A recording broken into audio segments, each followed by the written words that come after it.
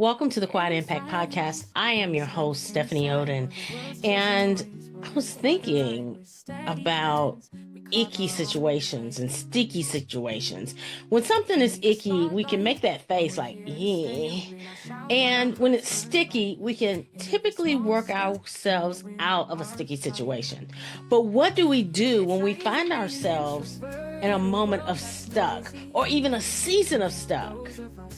In this episode, I will be sharing with you 5 principles that when you lean into them, they may not be able to keep you out of all of the stuck-uations. However, you will find some tools here that will allow you to move through it without allowing it to fester and totally take you off your game. From stuck to unstoppable, let's get into today's episode. Welcome to the Quiet Impact Podcast, where we nurture the journey of introverts who desire to achieve greater levels of influence, income, and impact. The go-to podcast for introvert achievers just like you, seeking purpose-driven growth. I am your host, Stephanie Oden. Have you ever desired to have a mentor whisper success secrets into your ear? One with firsthand experience as a 6-figure corporate leader, expertise in entrepreneurship, and is an introvert? Tune into each episode where we will provide valuable insights into how introverts can effectively navigate life with full-time jobs, pursue career success, and delve into entrepreneurship. We will explore various business and career topics related to self-discovery, achieving success, and finding joy in the journey. My guest and I share real-life experiences, strategies, tools, and resources that will encourage personal and professional growth, self-empowerment, and living an authentic, purposeful life. Let's get into today's episode.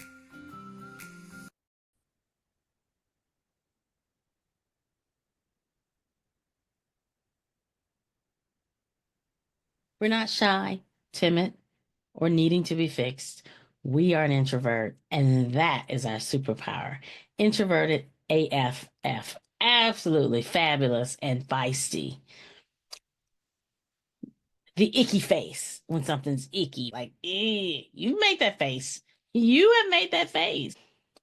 And sticky, we can shake that off. I think about something sticky on my hands, and I could keep tapping my fingers together until the stickies no longer has its power.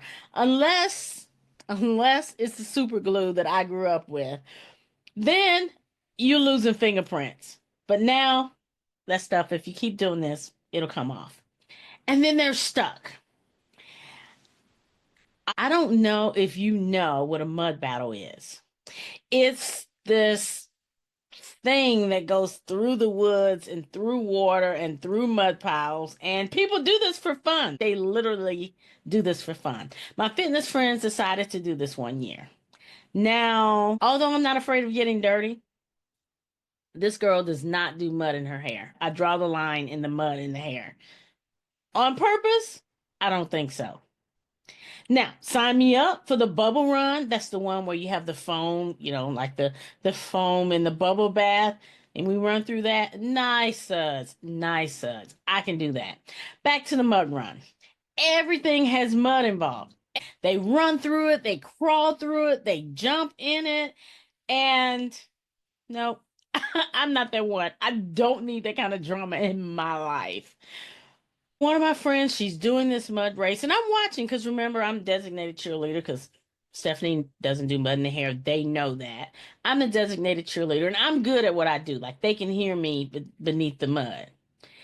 And she comes out, and she only has one tennis shoe. One tennis shoe. Now, I'm thinking, it's sticky. Mud might be a little bit stinky. Definitely icky. You could get stuck. And I look at her. She finishes the race with one shoe. I'm like, where the heck is your other shoe? It was stuck. Her other shoe was stuck in the mud.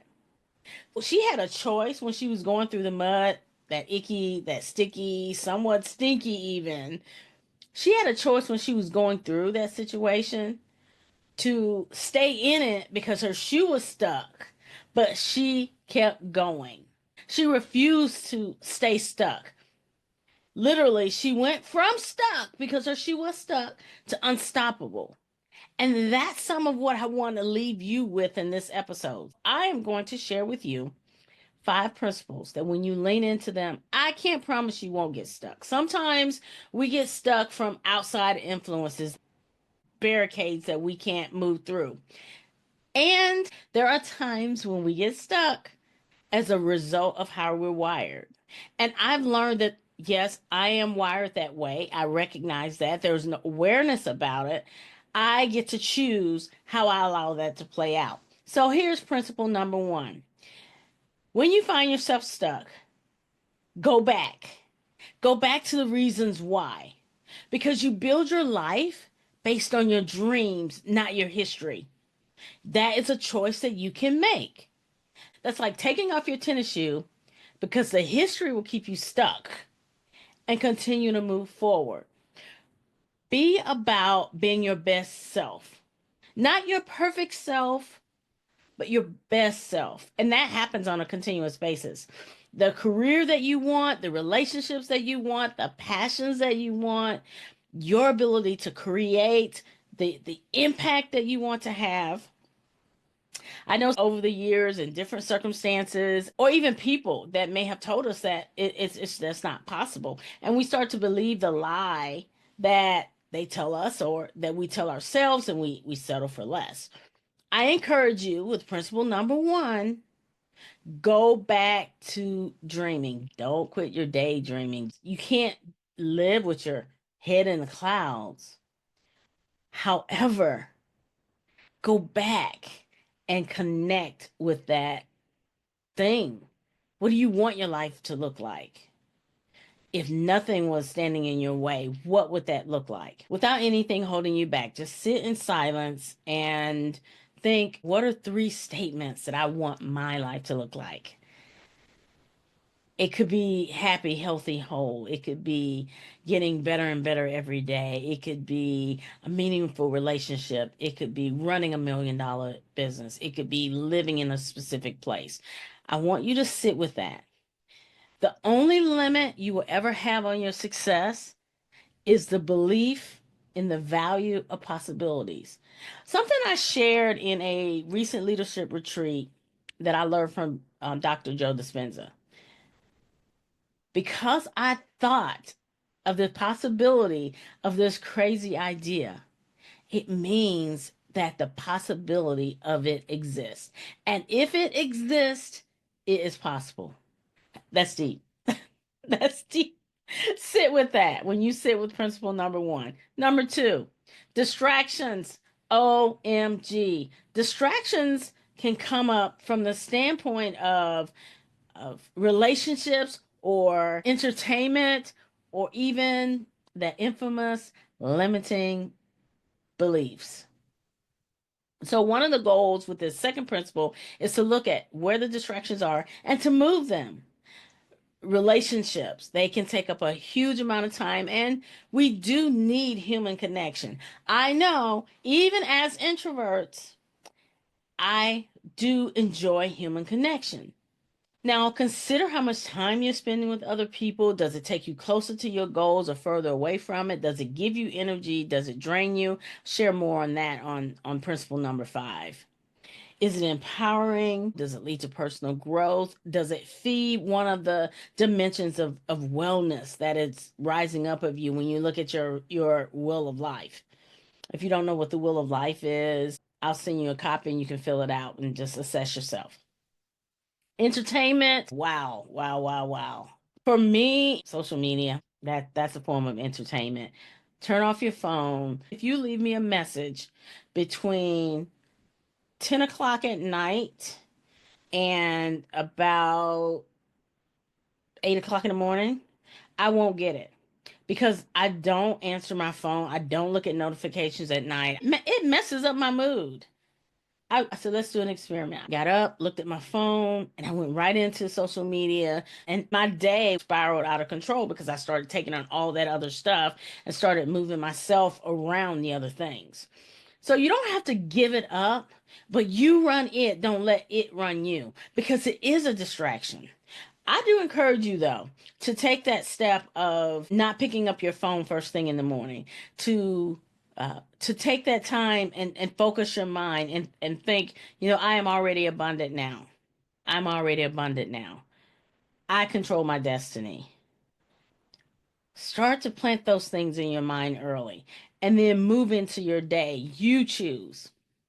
And then that third one with this one is limiting beliefs. They cause us to doubt, and although it's possible, we get in our own way. One of the ways to do that is to continue to move forward and to look at your limiting beliefs.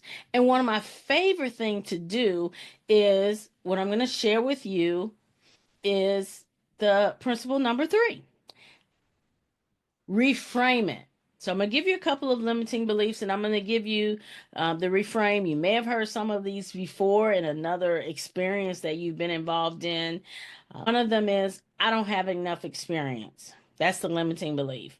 And a reframe for that is, my unique perspective and insights can help the right clients right now. Another one, I'm too new to succeed in sales. Every conversation helps me to grow and learn and become a better salesperson. I'm not good at sales. Sales is a skill I can improve with practice and consistency. So I just gave you 3 reframes from some of the common areas that entrepreneurs deal with when it comes to having a sales conversation. Now, if you translate that into a corporate environment, we sell every day. And even in a corporate environment, you're selling. You're selling people on your ideas. So you take a look at that.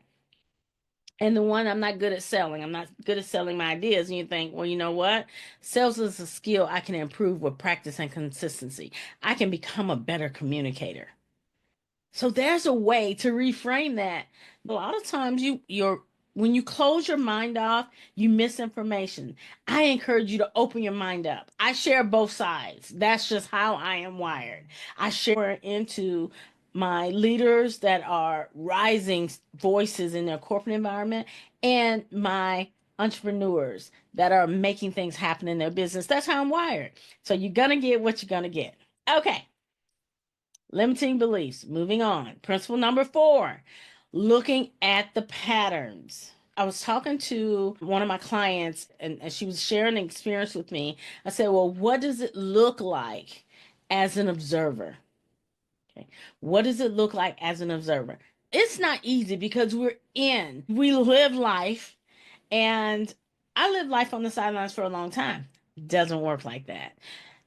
The power is in being able to observe things that don't serve you or how they went, or look at patterns, because we operate in patterns, and these become habits, and then these become paradigms for good or for bad.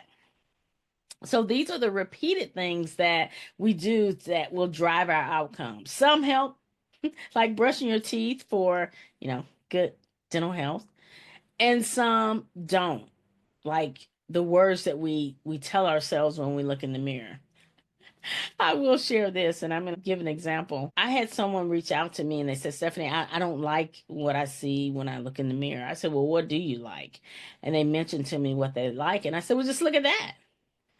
I don't like all the things I see. I pick the things I want to see that I like, because we get to do that. And we can train for what we want to see. And once we start to do that, we see more of the things that we want to see.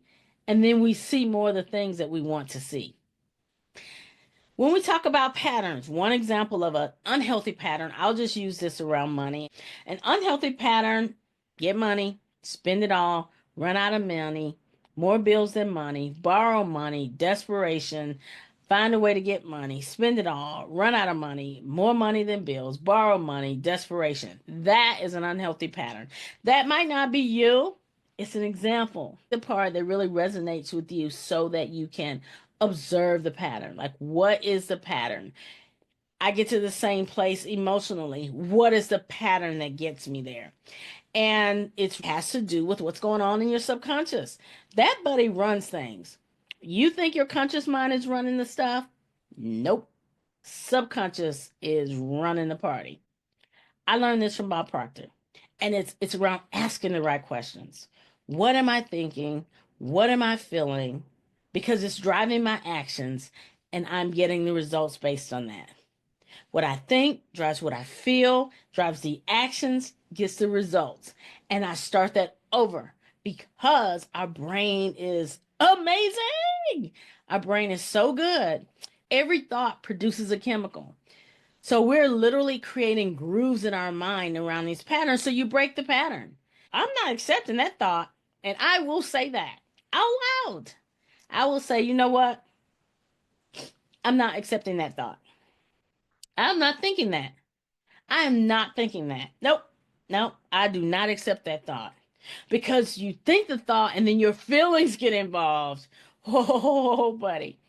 Mm-mm. And they get involved and they get fired up. You're going to act. You're going to act. And then you're going to get a result. So ask the right questions. What is it? What do I want to think in this situation? What do I want to feel in this situation? Because that's going to drive your actions, your results. You're going to put it on repeat. That's principle number 4. I like that our brains are hardwired to answer questions and solve problems. They will answer the question that you ask. So if you want to change the answer, you got to change the question. Asking the right questions will help you understand the pattern and really help you move past limiting beliefs. Principle number 5, surround yourself with good people. Now, I've talked about the quality of circles before. You got to go back and listen to that when I talked about the 3 circles and the naysayers and the itty bitty shooty committee. Surround yourself with quality people. Now, some can be face to face, and then some can be virtual relationships, and some can be books that you read to move from ordinary to extraordinary, from mediocre to marvelous. The power we have is part of looking at who guides us, who coaches us, who teaches us, who empowers us. That's part of that secret. I'm reading 3 Feet from Gold, and there's a part in there where he talks about, do you want opinions? Because the guy's going to go into a meeting and he says, hey, I want, uh, I'm going to go and ask Bob his opinion. And the other guy says, let me correct you. Everybody has an opinion, but not everybody has wise counsel. We want to look at how we can seek out wise counsel and allow that to be part of that input into our board. As an entrepreneur, we have a boardroom. As a high achiever, we have a boardroom.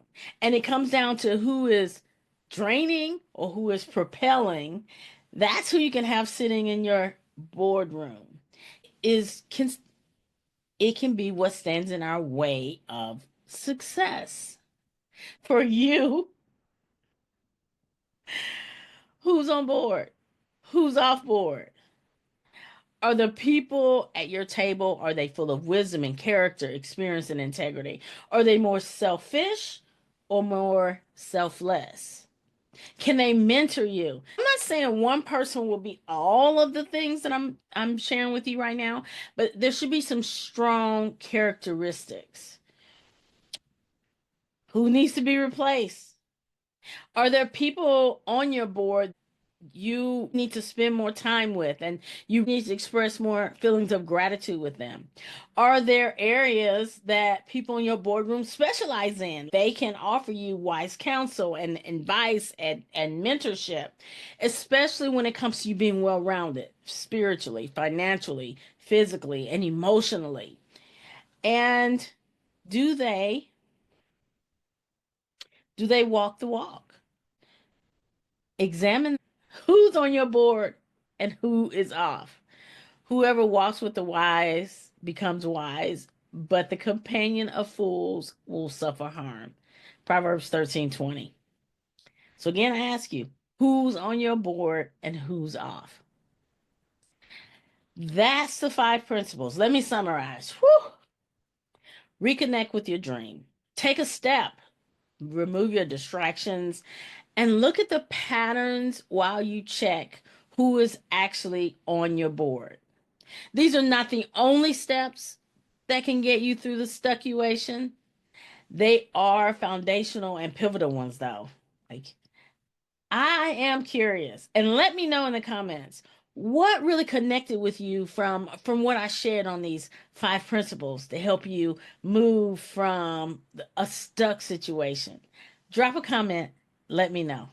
Thank you for joining me today. It's been an absolute pleasure. I hope that you were able to lean in and pick up at least one nugget that will allow you to move from moments of stuck to unstoppable. Now, sometimes those moments come whether it's from an external source or an internal source, because there's things that put us in our head. Let's be real. I am hoping that something you picked up today will allow you to move through those situations. Remember, you're not a tree. You can move. Head over to the website, get your copy of the Success Pillars resource, and thank you for watching, for listening, and for subscribing.